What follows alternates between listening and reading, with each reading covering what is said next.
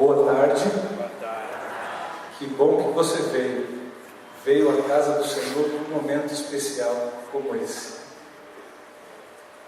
Eu fico imaginando por que Jesus instituiu os maiores símbolos do que ele veio fazer, ligados ao que hoje o diabo está fazendo tanta coisa para distorcer.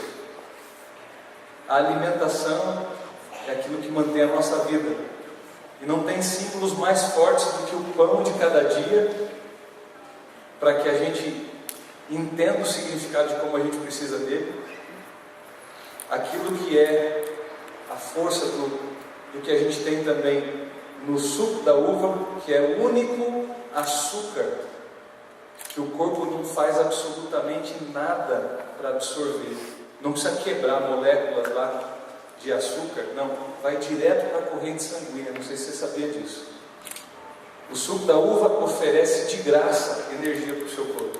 Não tinha outro símbolo que pudesse ser mais claro do que o sangue de Cristo faz por nós, o oferecimento da graça de Deus. Mas mais do que isso, eu não sei se você concorda comigo, mas não tem nenhum momento mais solene para uma família do que o momento da alimentação. Fora aquilo que Deus reservou ao casal, que é um momento de muita intimidade da vida de uma família, principalmente do homem e da mulher, após um momento desse, onde a gente faz a refeição, onde a gente mostra quem a gente é, onde a gente se reúne com amigos e pessoas. Quando você abre a porta da sua casa para alguém almoçar com você, você também abre a porta do seu coração para receber essa pessoa. Não é assim normalmente? É um momento íntimo, um momento gostoso, muito próximo, que os seres humanos têm na sua intimidade, na intimidade do seu lar. E Jesus preparou um momento desse para entrar no coração de quem? Dos seus discípulos de maneira especial. Você nessa tarde está sendo convidado para entrar na intimidade de Deus e continuar crendo no plano e no propósito que Ele tem para a igreja. Eu não sei se você já estudou o livro de 1 Coríntios. O livro de 1 Coríntios, quando a gente tem aquelas passagens que vão ser lidas essa tarde, para lembrar de Paulo instruindo a igreja de quando Jesus deu orientações, e olha, esse é o pão que é em memória de mim, quando você quebrá-lo, verso 23 até o 25, tem ali aquele momento. Nós vamos ler, ou lê-los aqui, esses versos, daqui a alguns momentos. Mas se você volta um pouquinho, a gente tem que fazer isso na Bíblia de vez em quando.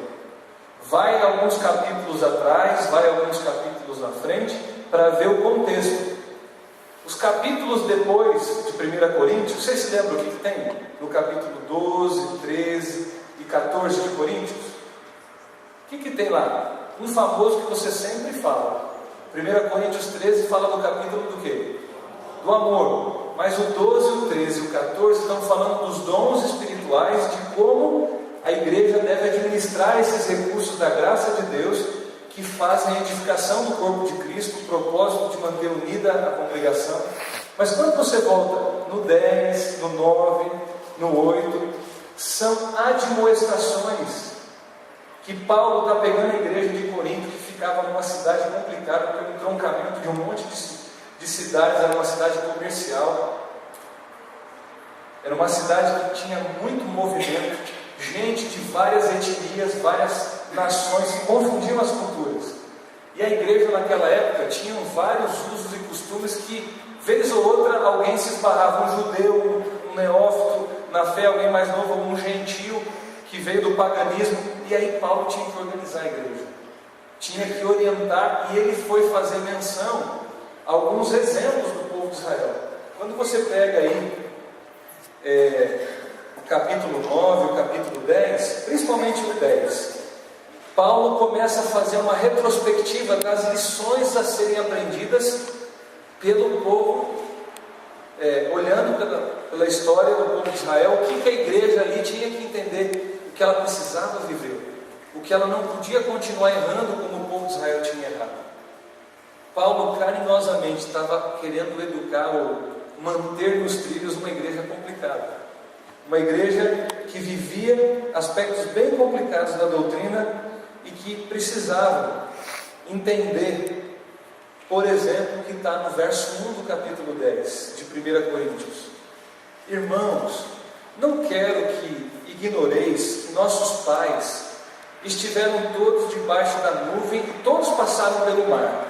Todos foram batizados em Moisés, na nuvem e no mar. Todos eles comeram da mesma comida espiritual e beberam da mesma bebida espiritual, pois bebiam da pedra espiritual que os seguia, e a pedra era Cristo.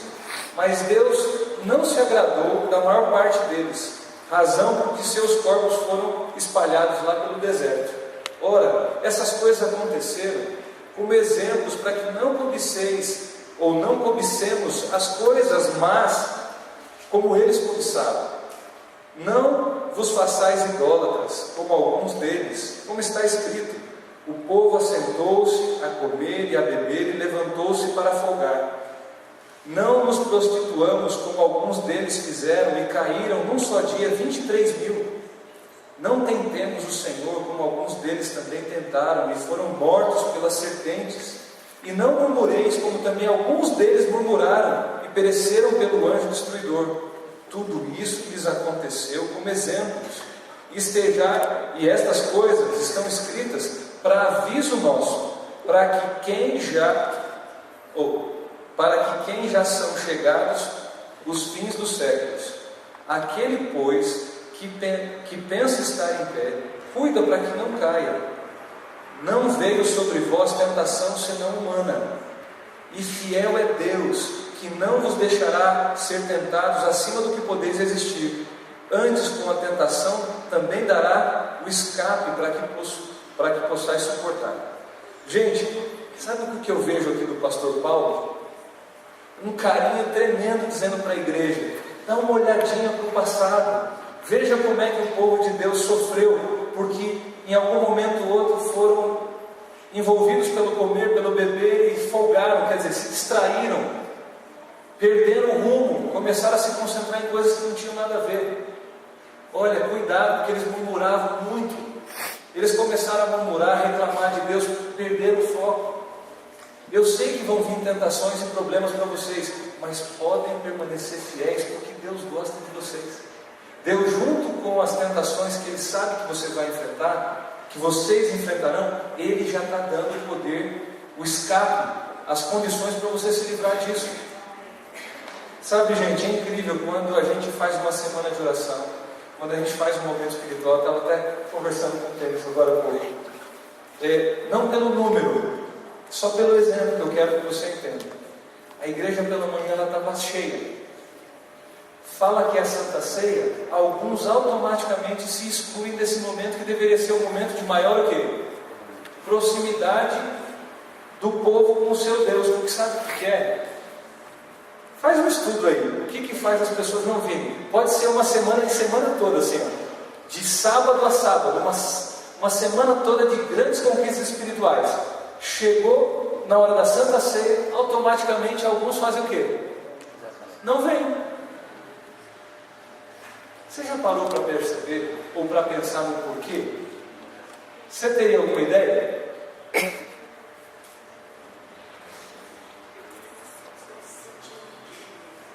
A gente não se sente digno, seria isso?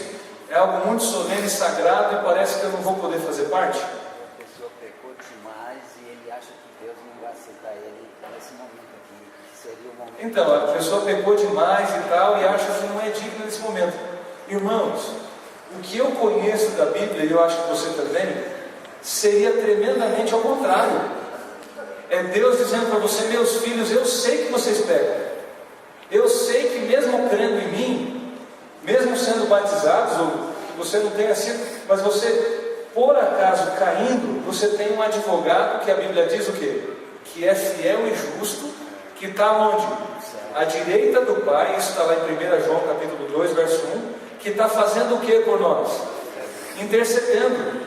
E enquanto é época de graça, é para a gente vir como a gente o quê? Está.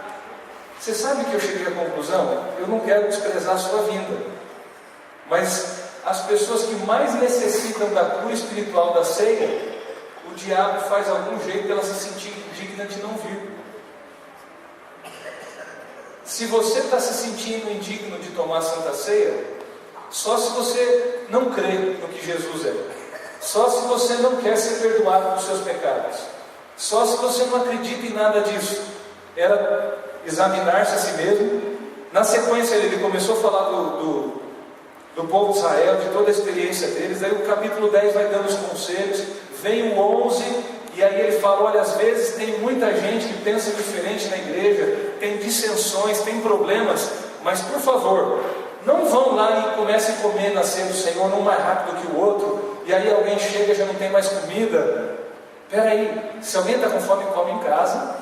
Ainda bem que todo mundo foi para o almoço, comeu em casa. Mas quando vier para a ceia do Senhor, faça tudo com ordem e decência, faz tudo em calma e comam juntos, e com o foco naquilo que tem a ver, que é celebrar o Senhor, até que Ele volte.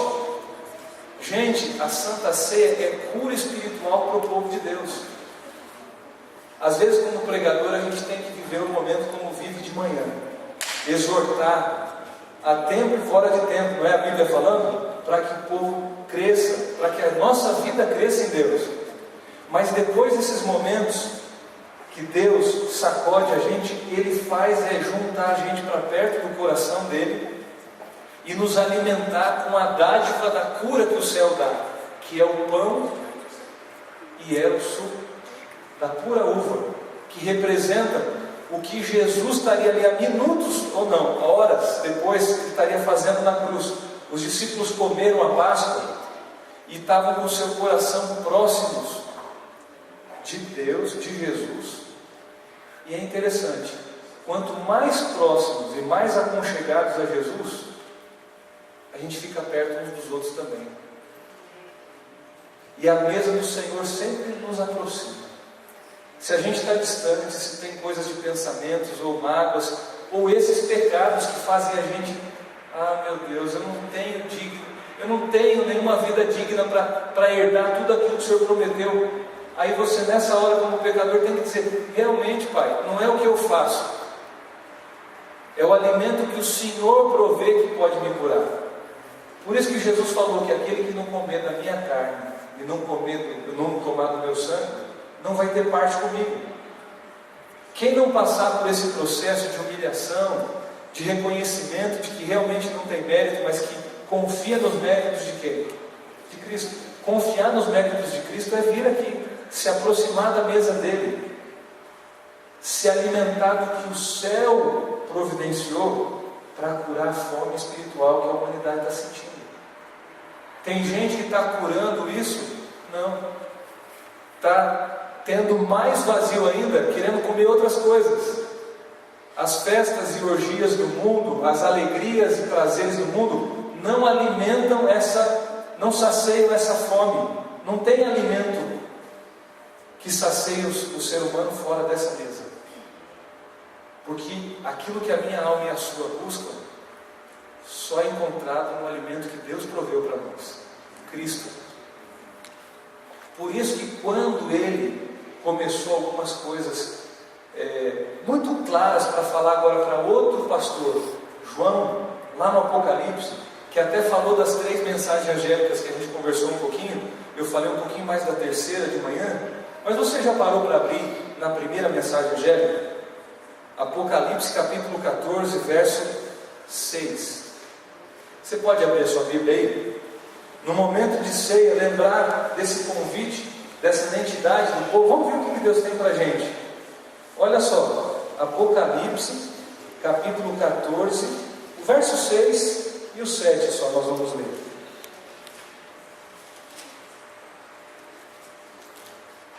Vi outro anjo voando pelo meio do céu, tendo um evangelho eterno para proclamar aos habitantes da terra, sobre toda a nação, tribo, língua e povo, dizendo em alta voz: temei a Deus e dai-lhe glória, porque vinda é a hora do seu juízo, e adorai aquele que fez o céu e a terra, e o mar e as fontes das águas. Uma evocação aqui linda de Deus como Criador de todas as coisas. Mas a mensagem que era para ser dada aí, que está sendo dada por esse anjo, temei a Deus. O que é temer a Deus? Ter medo. O que é ter temor de Deus na vida? Espera aí, várias definições bonitas aí. Fala lá, pode falar, irmão.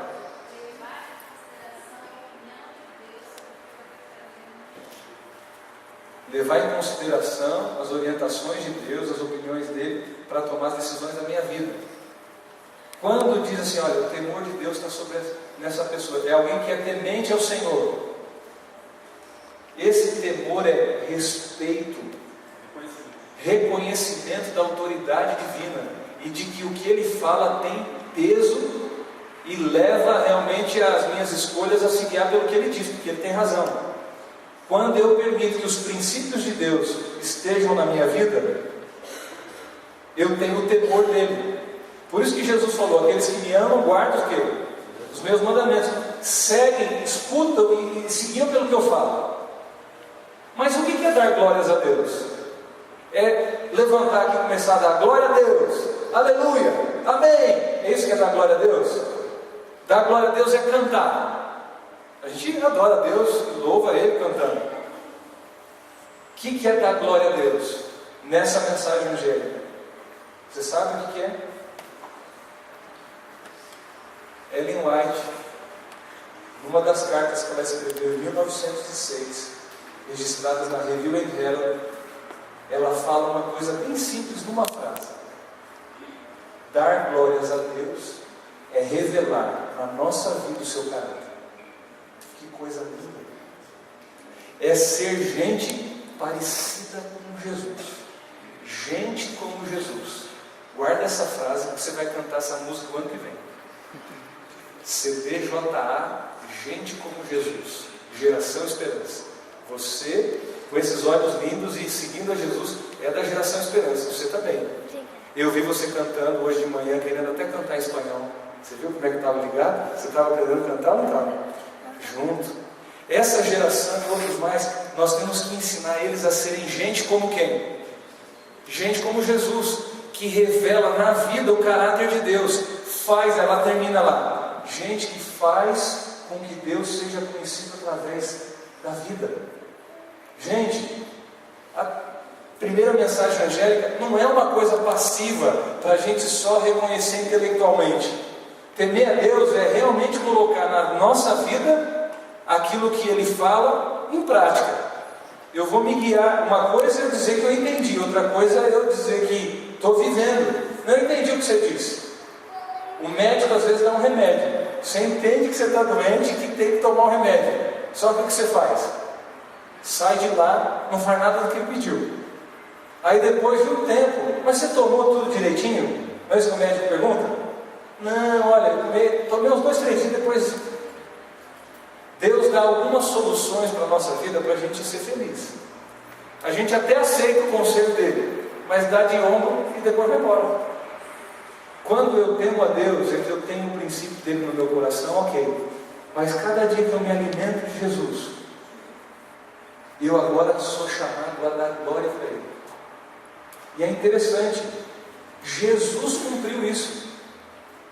Quando você vai ver em João 17, João capítulo 17, naquela oração sacerdotal que resume a vida de Cristo, é como que uma entrega. Jesus ora por Ele, pelos discípulos e pelos que haveriam de crer. Mas Ele chega ali e Ele fecha assim uma razão: Pai, o Senhor me enviou e eu vim aqui e eu honrei o Teu nome. Eu Te glorifiquei através da minha vida. Eu Te fiz conhecido para o mundo. Eu vim aqui e Te glorifiquei. O Senhor me enviou, eu entendi o que o Senhor queria com a minha vida e eu cumpri o que o Senhor pediu e eu estou glorificando o Teu nome. E esses aqui que o Senhor me deu, eles creram em mim. Creram que o Senhor me enviou. Eles são a minha glória, assim como eu sou a sua. E é interessante, irmãos. Sabe o que o ser humano perdeu? Quando pecou, eu acho que é lindo demais esses flashes que a gente pega da Bíblia. Assim que Eva pecou, o que ela perdeu? O que vestia Adão e Eva? A glória de Deus. Desde Gênesis 3 até Apocalipse 20, por que eu estou falando isso? Gênesis 1 e 2 e Apocalipse 21 e 22 falam de um mundo sem a presença do pecado. Quando Deus criou e depois quando Ele vai restaurar. Existe um hiato entre Gênesis 3, um ato na história. O que Gênesis 3 escreve até Apocalipse 20 é como Deus está lidando com o pecado para livrar a gente desse problema. E para fazer, sabe o quê? Nos cobrir de novo com a sua glória. Nos vestir de novo com o seu plano. Jesus veio para mostrar o que é um ser humano coberto pela glória de Deus. É completo. Completo pelo plano de Deus. Jesus veio aqui e mostrou o que é um ser humano dando certo. Gente como Jesus. É gente que está sendo coberta pela glória de Deus, que Ele veio. As vestes que eu não posso ter. Lembra das vestes brancas do Apocalipse? Que a gente vai ganhar? Quem que vai se vestir das vestes do Cordeiro? E elas, as vestes, que significam caráter, foram lavadas no sangue de quem? Do Cordeiro. Gente, a simbologia da Bíblia não é uma coisa linda? Seu José, o senhor está estudando a Bíblia, tá? Não é legal demais ver essas descobertas? Alguém que vai ajudando o senhor a entender por que aquilo que está sendo dito numa coisa combina com a outra, e o senhor vai percebendo que um versinho da Bíblia vai se encaixando no outro. E aí vai fazendo sentido. A simbologia da Bíblia é para que a gente entendesse. E eu quero que nessa tarde você entenda que Deus vai ligando os pontos, e na Santa Ceia é onde, de maneira mais clara, depois de tudo que Ele organizou lá no santuário, desde o começo de tudo, olha só onde que a gente está indo para você ficar com esse supra-sumo aqui. Desde o momento que Adão e Eva perderam a glória de Deus, se Deus aparece como Ele é, pecado não subsiste na presença de Deus, a gente morreria. Ele pediu para Moisés fazer uma tenda, e ele, para se revelar, passou a se esconder. Ele teve que ficar escondido lá no Santíssimo. Mas a nuvem da presença de Deus estava ali. Depois na arca, todo esse processo. Quem na verdade é o templo? Quem que estava lá no deserto? Na nuvem, dentro do santuário, depois se tornou Emanuel, Deus conosco. Aquele que falou, olha, esse templo aí vai ser destruído e em 3 dias eu vou reedificar. Ele estava falando da parede do templo, ele estava falando dele. Gente, Ele é o templo. Ele é onde eu e você temos que entrar. É Ele que faz, é onde ministra todas as cerimônias. Lembra lá que a gente está estudando aí, quem está no Reavivado por Sua Palavra? A gente está passando, dia após dia, estudando detalhes lindos sobre como Deus organizou o santuário. E eu quero dizer, não fiz uma apologia à pobreza nem à ignorância de manhã. As coisas de Deus sempre são lindas, e o melhor é sempre trazido para a casa de Deus, não vivido para o egoísmo nosso. Mas isso não quer dizer que é para ser ostentação. Era funcional, tudo lá no deserto era funcional, fácil. Mas o sacerdote, toda aquela beleza, a roupa dele, tudo era para simbolizar o ministério de quem? De Cristo. Gente, em tudo do Antigo Testamento e do Novo, a Bíblia converge para quem? Para Jesus, que é o tema central da Bíblia. Como depois a didática que é o método de Deus explicar. Na época que o povo era criança, ignorante, que só tinha cultura de escravo, ele precisou tremer um monte, ele precisou dar as tábuas, ele precisou fazer toda aquela teofania, manifestação do poder dele lá no Antigo Testamento. Não fará isso, não fará aquilo. Quando vocês eram meninos, vocês agiam como menino, e eu precisei explicar como meninos entendem. Agora eu quero dizer para vocês, a lei que eu pus na pedra, eu quero de novo colocar lá onde? Dentro do coração de vocês. E eu quero que vocês entendam quem eu sou.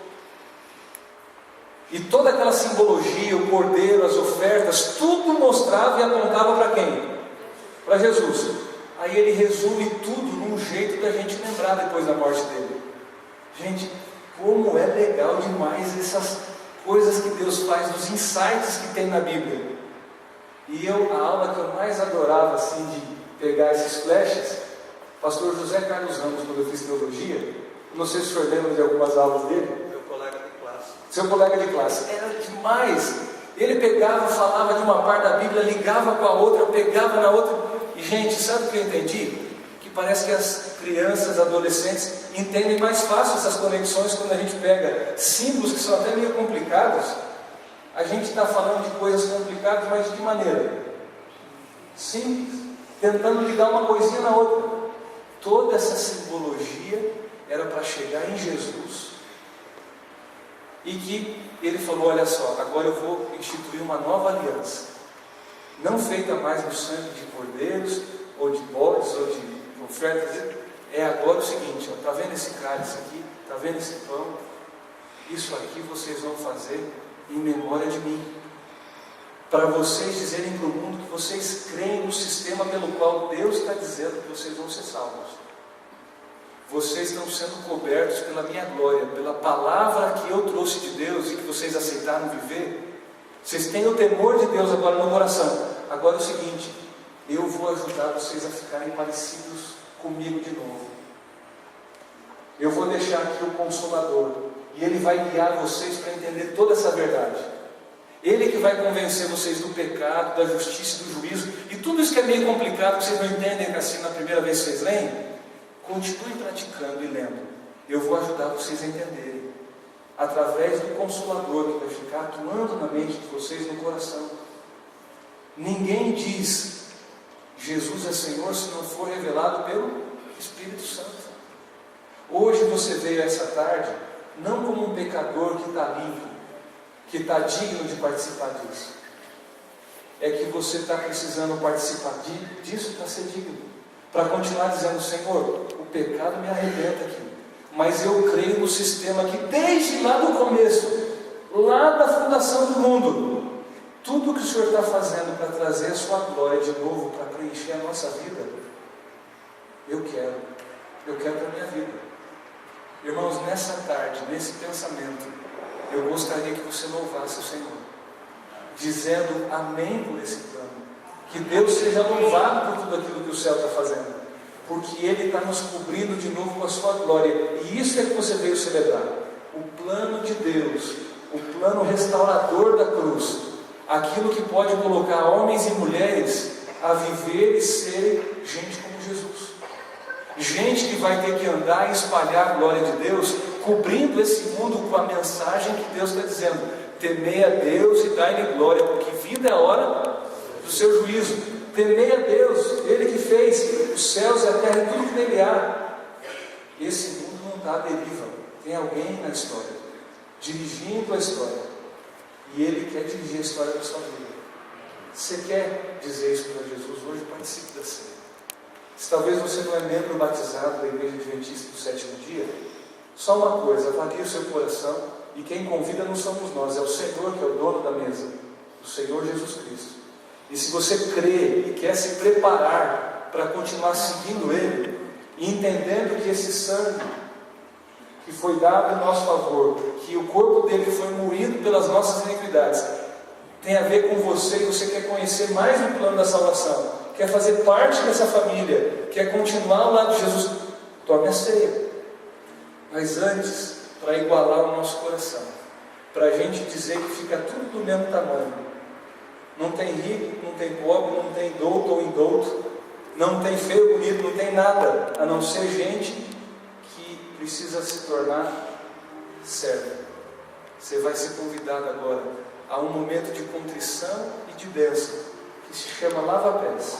É onde eu me abaixo aos pés de uma pessoa, e ela também depois aos meus, dizendo: nós somos irmãos. Ninguém é maior do que o outro. Ninguém é mais do que o outro. Em Cristo nós estamos sendo igualados. A gente precisa do mesmo tamanho para entrar no céu. As mesmas coisas. E elas são providas por Deus.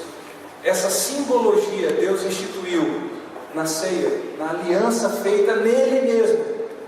Uma forma didática e simples para adultos e para crianças lembrarem e entenderem. Quando você hoje curar o seu coração, passando pelo lava-pés, você vai sentar aqui para celebrar Cristo, para celebrar a glória de Deus e pedir para que Ele seja cada dia entronizado dentro da nossa vida e não viva mais eu, não viva mais você, mas Cristo vive em nós para a gente continuar sendo cada dia mais semelhante a Ele.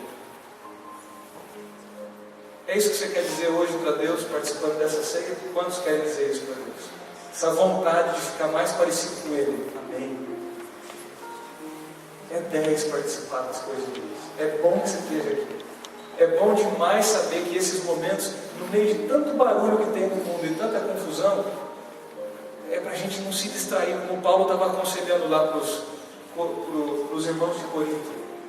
Olha lá para o passado, o povo era duro, um monte de coisa difícil, e a gente fala tanto deles, mas nós não somos tanto diferentes. Povo de dura cerviz, quer dizer, cabeça dura, que tinha que ter entendido antes.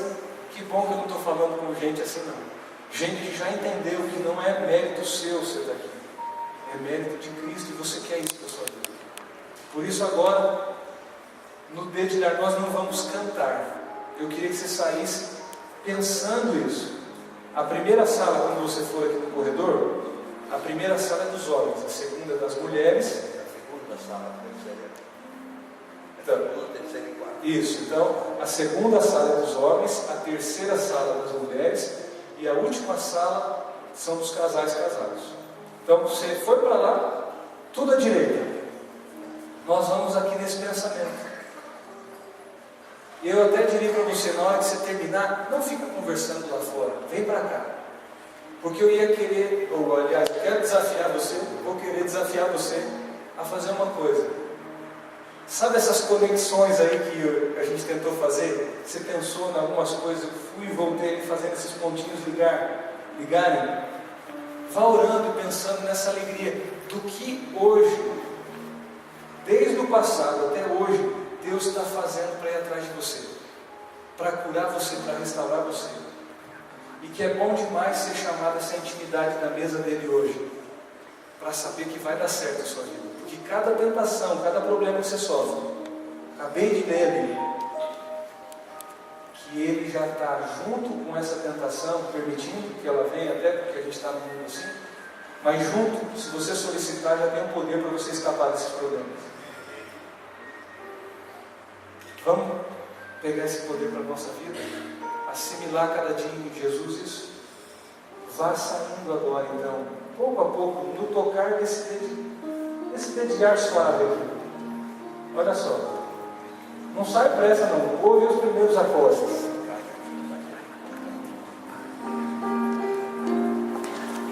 Seu companheiro ou a sua companheira de lava-pés,